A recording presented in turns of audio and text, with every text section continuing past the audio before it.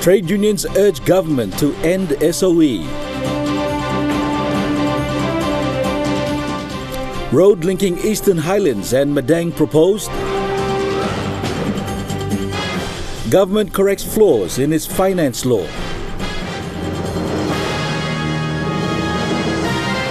This is National EMTV News with Turaho Morea. Good evening and thank you for your company. A decision is expected to be handed down when Parliament resumes on Tuesday, 2nd of June, whether there will be an extension of the nationwide state of emergency lockdown. But a united backlash consensus has been reached by major trade unions calling on the government to end the SOE. These major trade unions being the Police Association, Bankers Union and the National Airline Workers Union, among others. Annette Cora with this report.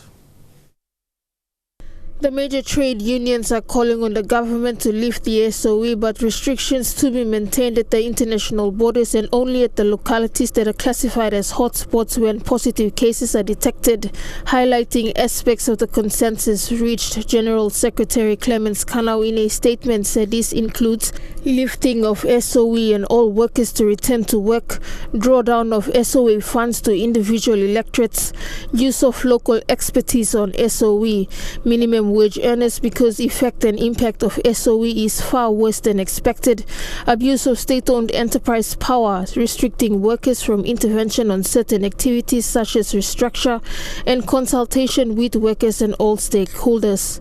General Secretary Kanau reiterated that the massive job loss predicted by the superannuation funds cannot be underestimated, and with the estimation by the two major superannuation funds collectively, over 600 million kina is expected to be paid out to members whose jobs were affected by COVID-19. Given the government's preventative approach, which appears to have prevented the entry and spread of COVID-19, the measures highlighted also some side effects which the government will have to look at to revamp and boost the essential sectors to deal with COVID-19 into the future and allow the economy to roll back into full swing. Kanau says many workers have already suffered the consequences because of the amendments to the Superannuations Act to enable early release of savings to COVID-19 affected workers, warning that emotions are high and could cause chaos if the SOE is prolonged, and only the right decision by the government will diffuse the tension. Annette Cora, National EMTV News.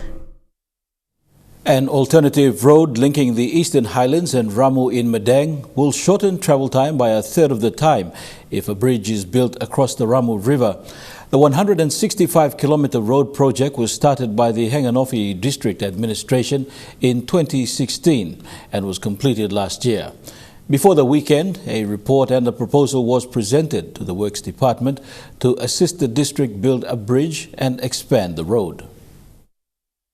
This is the 165-kilometre road that starts from the Hanganofi district in the Eastern Highlands province. Work on this project hasn't received much public attention, but it started in 2016 with the district spending more than 10 million kina over 4 years. The second half of the road was completed in June last year, giving access to the Ramu Valley to more than 5,000 people. Second half of the road in Peninsula last year, so now I'm accessible. About June last year I finished it. So now carry road now, I'm almost 1 year now. The road has also given access to hundreds of farmers in both the Eastern Highlands and one part of the Madang province. It also provides an alternative route for travellers.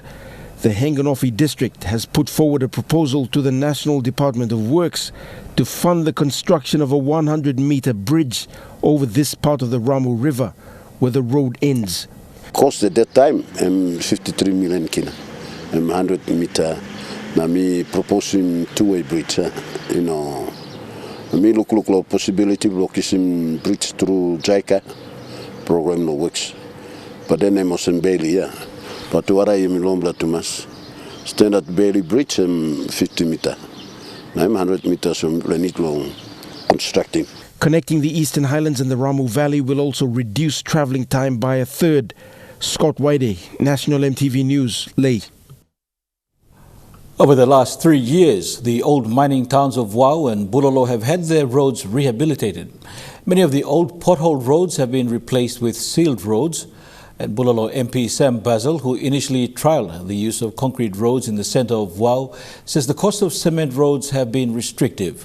However, most of the roads or town roads are in the process of being sealed. We have anticipated 3 kilometers, but we will continue to look for more continuation in this program because my district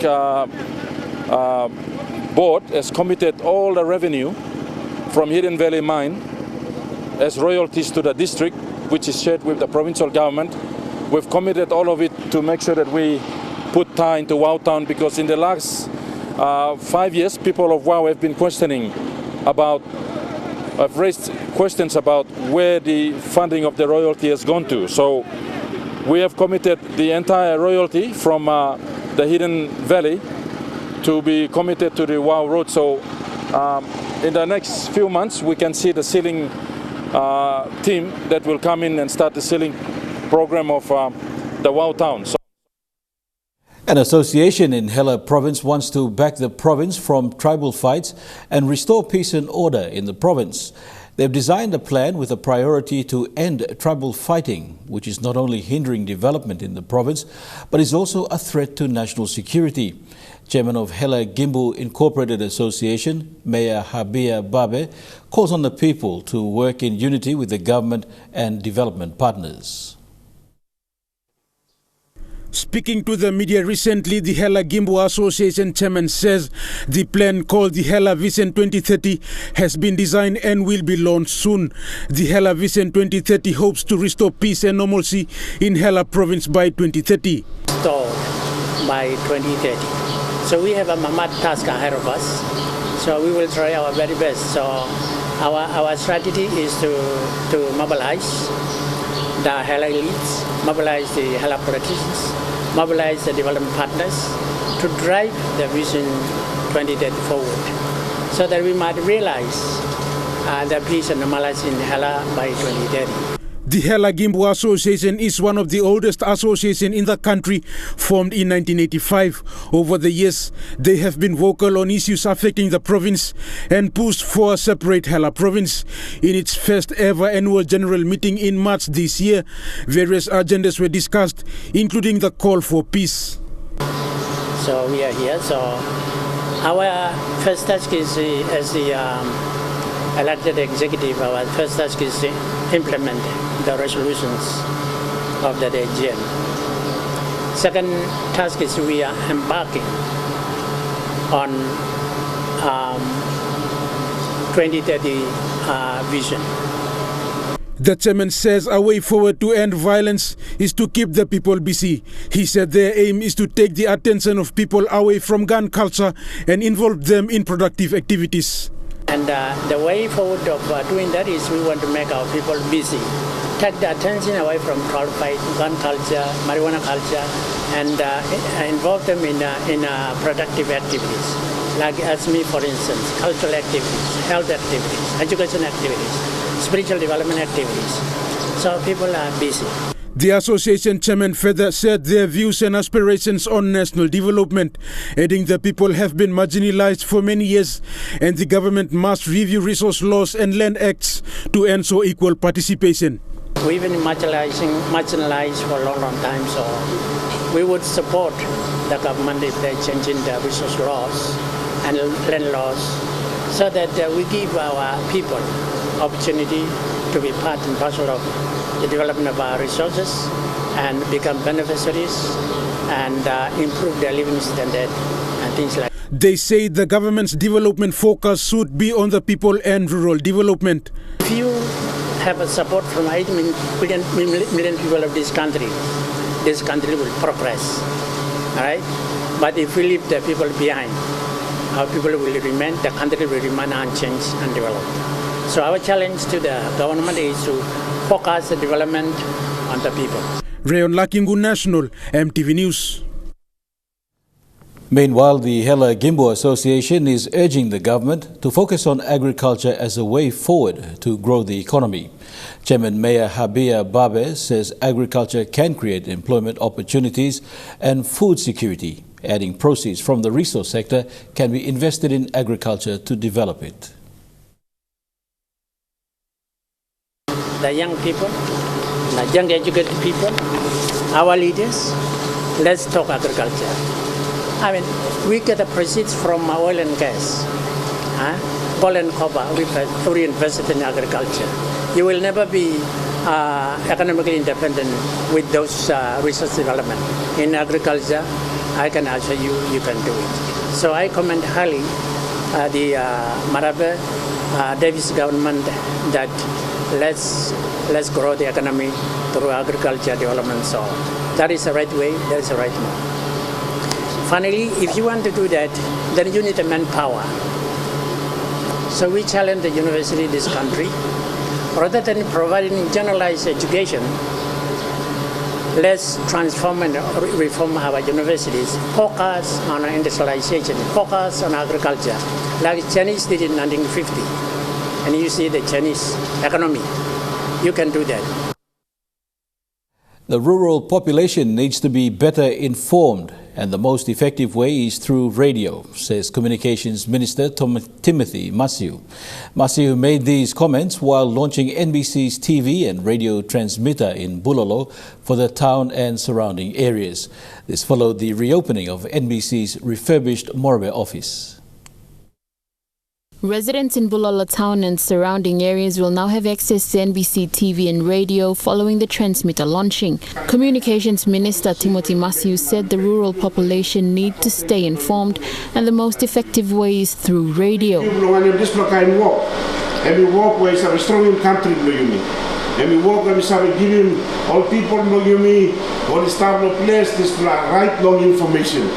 The information they want right. It's a right to every citizen of any nation. Planti man lo bloro, oli toto planti lo oli no sabe kisin all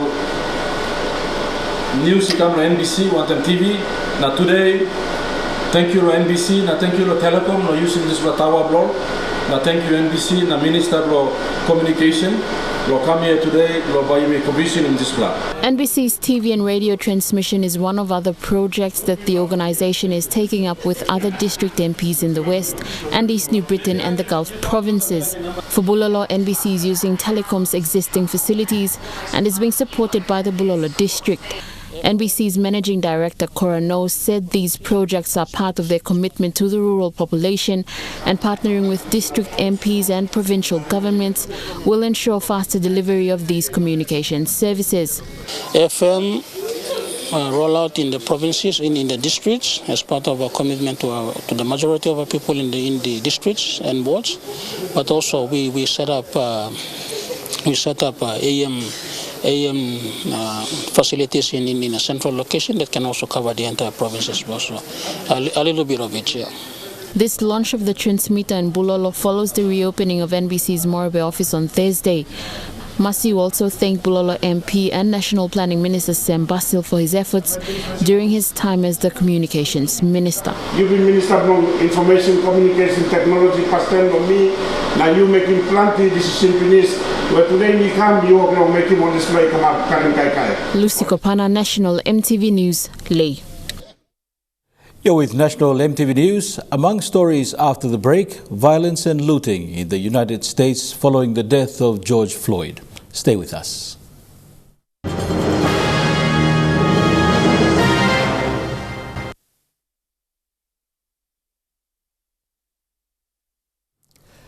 Welcome back. The government will return to the drawing board once more to correct flaws in one of its major finance laws after the Supreme Court ruled it unconstitutional. Deputy Prime Minister and Attorney General David Stevens says the intent of the Public Money Management Regularization Act was primarily at consolidating government revenue. The Attorney General spoke of the government's position on the court's decision on the government's money management regulation, citing areas that didn't meet the spirit of the Constitution. I have recommended that the agencies, the lead agencies involved in this matter, namely Finance, Treasury, and our own State Solicitor's Office, to start the consultation process. Look at the guidance that's been given by the Supreme Court in coming up with advice and a position that NEC should consider in terms of the repair work that must happen in a new bill, an amended bill or new bill being passed. This comes on the back of a 5-man Supreme Court 175-page ruling in favor of the country's Ombudsman Commission, saying that there were constitutional breaches, one of which was not allowing aggrieved custodians of government or line agency accounts to challenge for their monies in court. The Supreme Court is not going to take that kind of nonsense. It's just basically saying if the people are aggrieved by executive arm and the decision of the executive arm, they have a right to go to the courts. The Public Money Management Regularization Act was enacted in 2017, aimed at complementing the previous Public Finance Management Act of 2015. According to government, the act was initially aimed at managing government revenue and flows from all different government accounts into one basket. This also enabled the government to have clear oversight into revenue and revenue streams that's easy to draw down under the national budget. The invalid PMMR Act, prior to its introduction, was done outside of public legal input and without proper consultation. If a law is intended to affect the rights and freedom of our people, that law must go through public consultation process. That's why we have the Constitutional Law Reform Commission set up. It is a commission established by constitutional law to allow that process to occur. The decision by the Supreme Court now gives leverage to agencies like fisheries and forestry to operate fluidly because they depend on revenue to run their programs. Bradley Valenaki, National EMTV News. Turning overseas, riots, protests, looting and chaos is happening now in major cities in the United States following the death of George Floyd, a black man who died at the hands of police 5 days ago. CNN is providing live coverage across the states. Here's CNN's Don Lemon getting an update from Brian Todd in Philadelphia.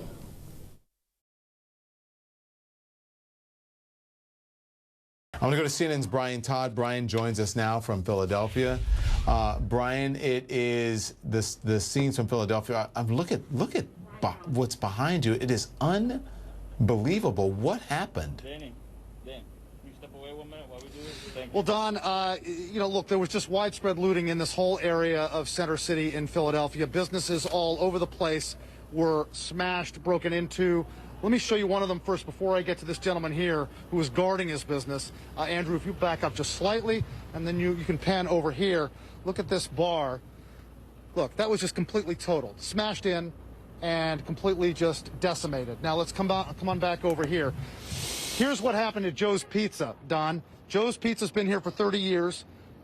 It seemingly didn't get touched because Giuliano Tomasi here, who's the nephew of the owner himself, and another gentleman here who works with them were standing guard out here while the looting was going on. Giuliano, thanks for talking to us. Okay, so just describe the scene first. People want to know, your place didn't get touched because you guys were standing out here. Yes. What happened? I mean, it was crazy out here. There was rioting, there was protesting, they were breaking windows, they were robbing stores, and thank God, we stood out here and nobody did anything. I guess, we kind of guarded the place, but I mean, what was the dynamic? Were they threatening you? Did they come and kind of threaten, and then did you just stare them down? What happened? No, nobody threatened, thank God. Nobody did anything like malicious towards us. Everybody just ran by, did what they had to do to other businesses, and they left us alone. Okay, so we don't know exactly what's going to take place tomorrow. There may be more protests. We're not sure. There may be more in the days ahead. No one really knows. How concerned are you at this point? I mean, we're very concerned. We saw everything happen around us.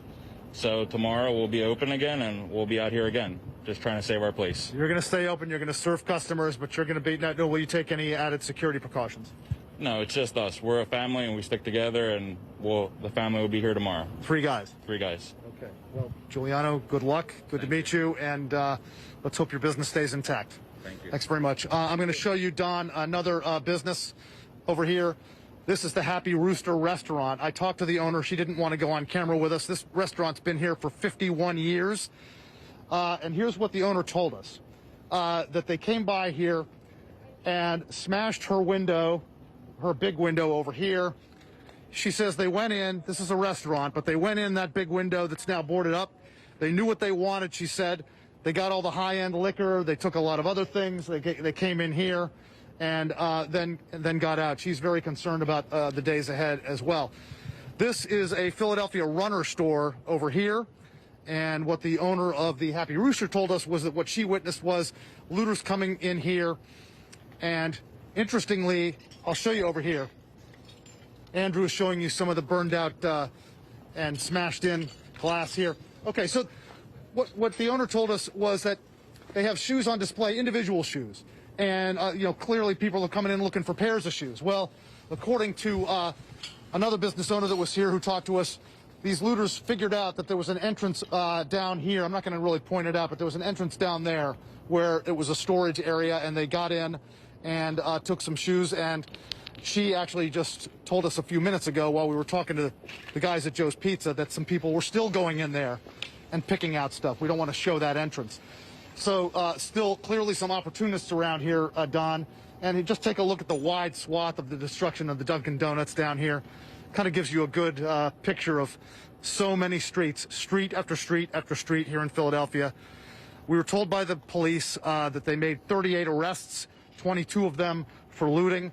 I cannot imagine that that's anything but a very low number at this point. We were told that 13 police officers were injured. 7 of them were injured with chemical burns to the face. So they had things thrown at them, and they were confronting the looters and the rioters all afternoon and evening long.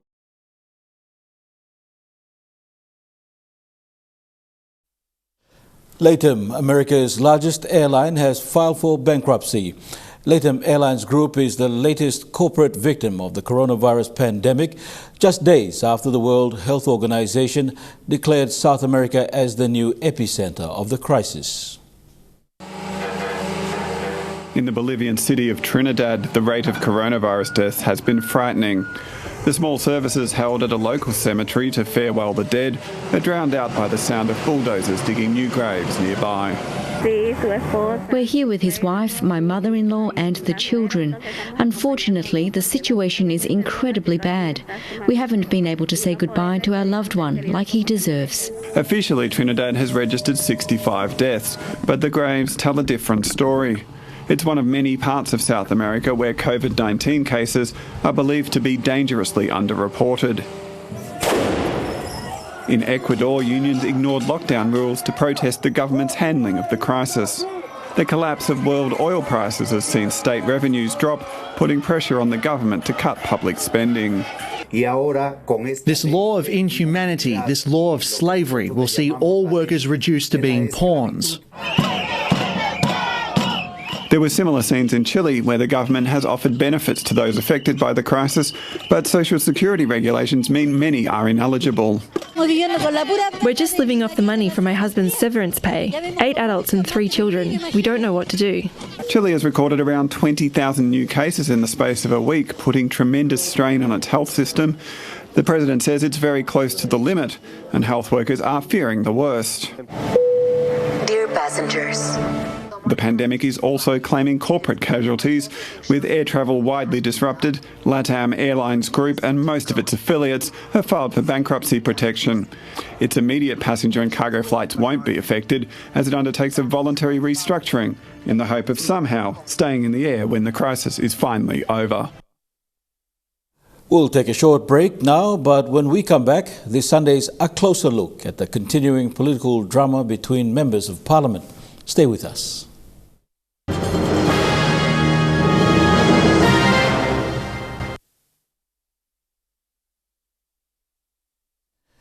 Welcome back. With the nation reeling from the economic impact of the coronavirus pandemic, recent events are shaping how politics in PNG plays out.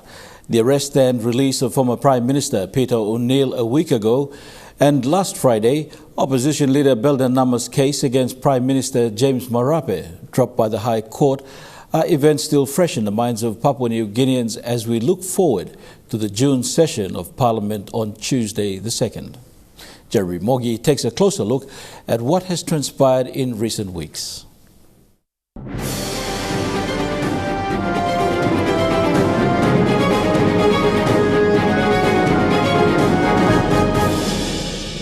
It continues.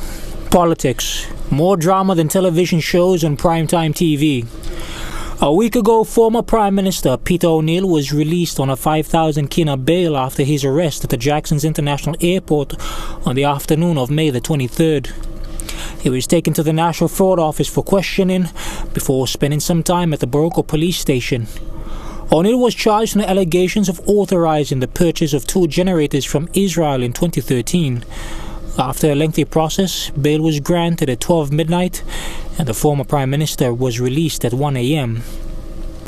In a media statement to the nation, the Fraud Office alleged that in early December 2013, O'Neill, in a letter to the then Acting Secretary for Treasury, Diary Vele, was directed that he identifies 50 million kina from the 2013 national budget and have it transferred to the Bank of PNG for the purpose of purchasing 2 turbo diesel generators for Port Moresby and Lae.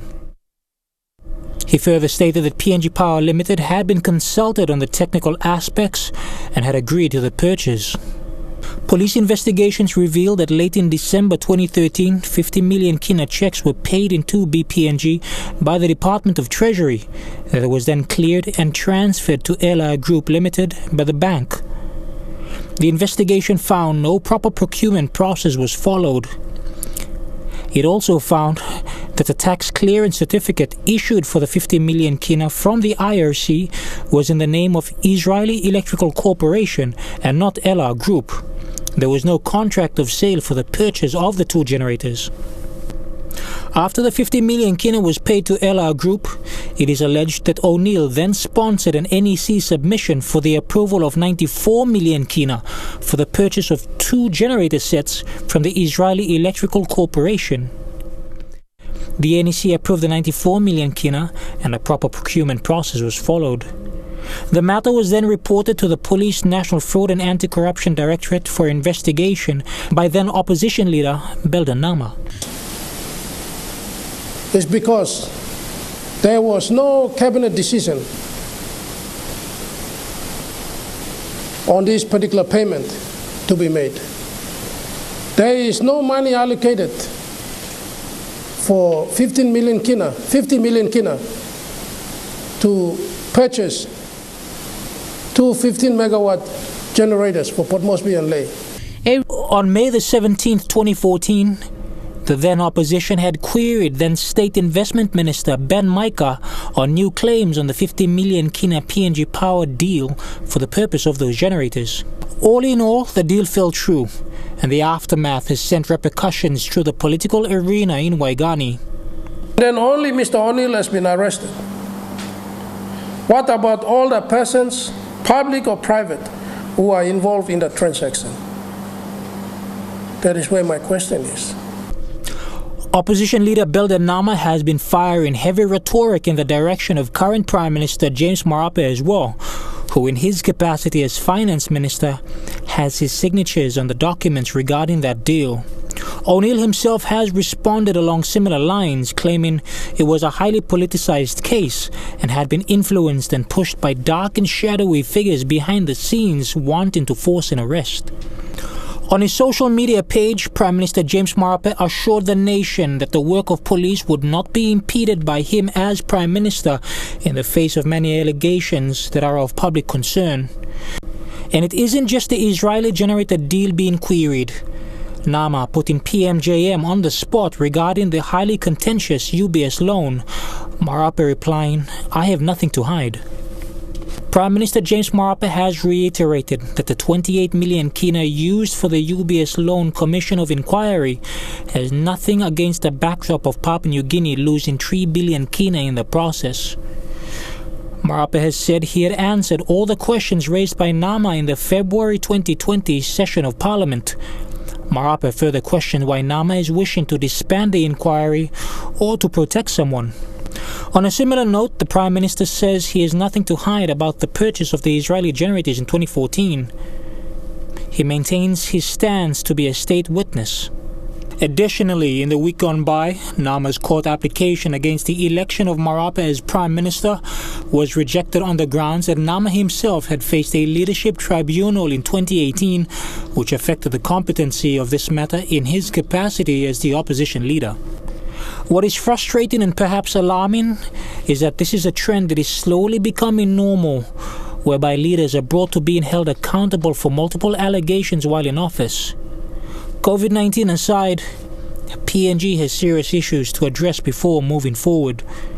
Already facing a massive deficit after a blowout budget with an additional 5.6 billion kina loan taken just over a month ago, and being barely able to cope with provision of basic services to the majority of rural PNG, the government is coming under increasing pressure to account for its spending. And especially for all these deals and agreements being signed that in some cases haven't been able to provide a direct injection into the economy and largely into easing the burdens faced by citizens. Parliament sits on Tuesday for the June session, and it will be interesting to see what transpires, especially considering the movements that have been occurring between political parties with what seems to be jumps from sinking ships. One can only hope that sooner, instead of down the line, all these become sorted so that Papua New Guineans can feel, rather than hear, that we are a rich nation going forward.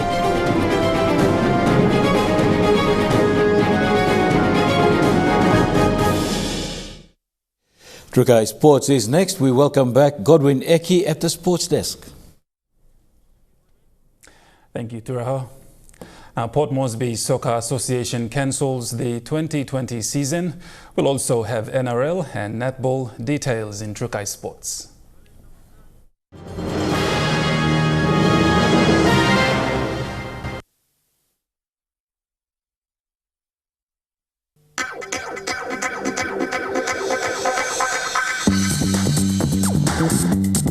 Trukai Sports.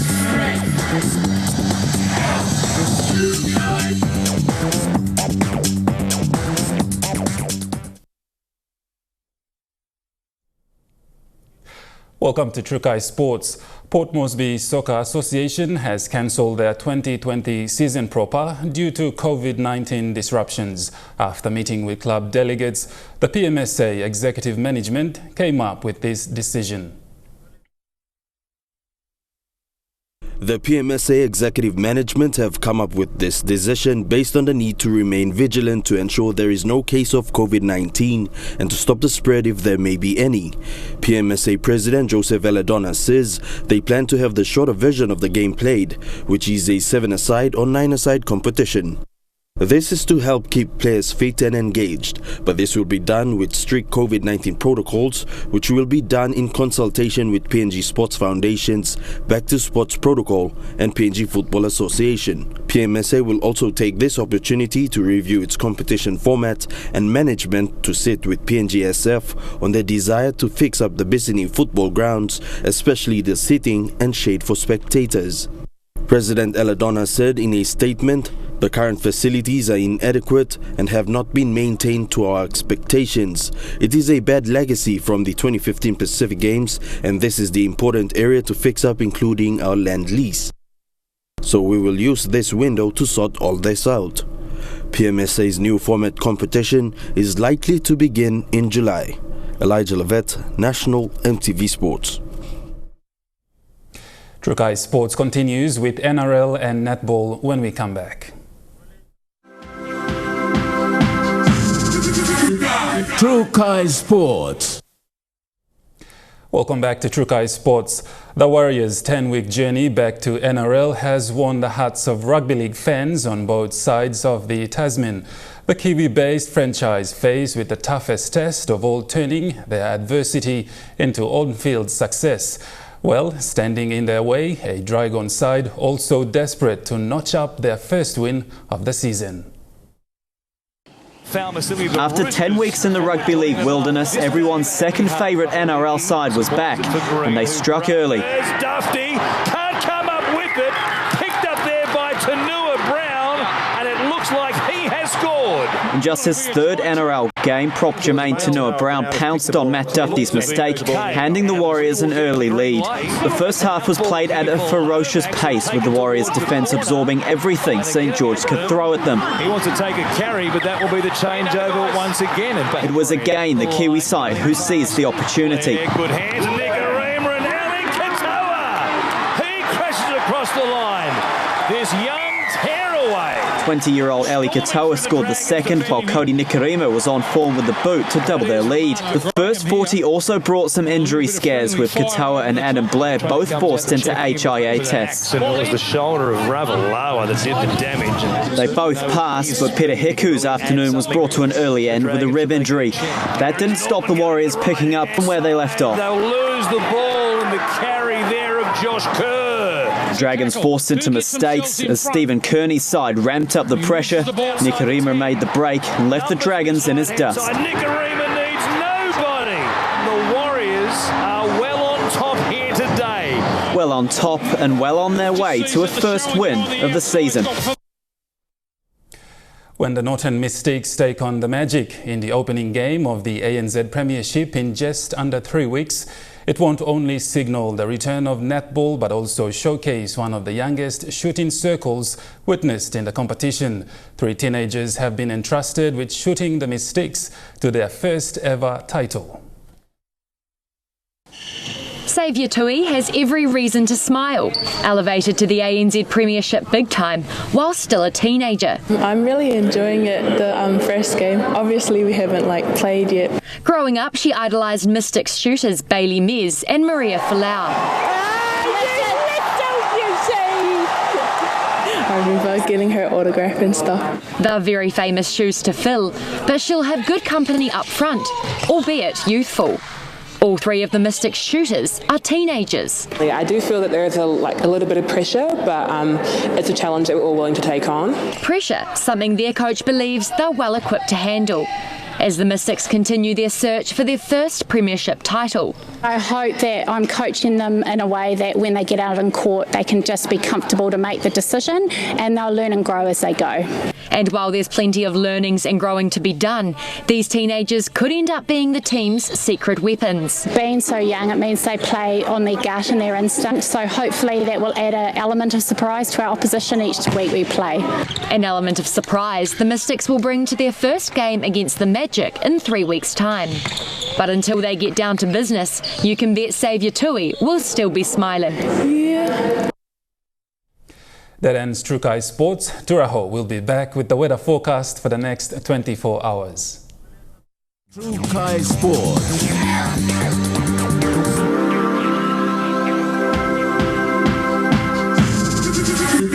Trukai Sports.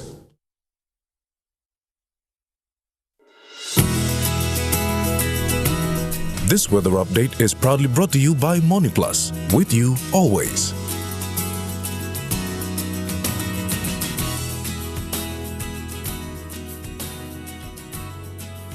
Weather forecast for the afternoon and tonight. In the southern region, Port Moresby and Popondetta mostly fine. Daru partly cloudy with few showers developing. Kerma cloudy with a shower or 2 at times. And mostly fine and partly cloudy in Alotau. To Momase, Inlay partly cloudy with a few showers and possible thunderstorms. Madang partly cloudy with showers developing. In Wewak, mostly fine apart from a shower or 2. And mostly fine in Vanimo. In the New Guinea Islands, Lorengau partly cloudy with afternoon showers developing. Kavieng partly cloudy with a chance of shower or 2. Rabaul and Kokopo mostly fine with chance of afternoon showers or 2 developing. In Kimbe, cloudy with a few thundery showers. In Buka, cloudy with a shower or 2. And to Highlands, Mount Hagen, cloudy with afternoon shower or 2. In Goroka and Kundiawa, cloudy periods with some afternoon showers. Madang and Wabeg, cloudy periods with some afternoon evening showers.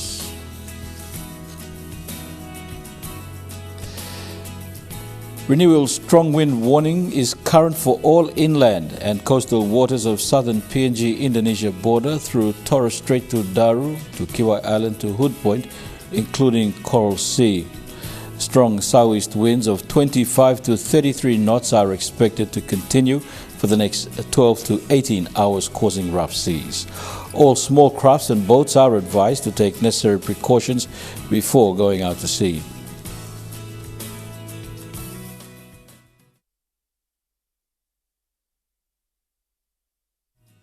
The weather update was proudly brought to you by MoneyPlus, with you always. And that's the way it is this Sunday, the 31st of May 2020. On behalf of the news team, pleasant viewing. Good night.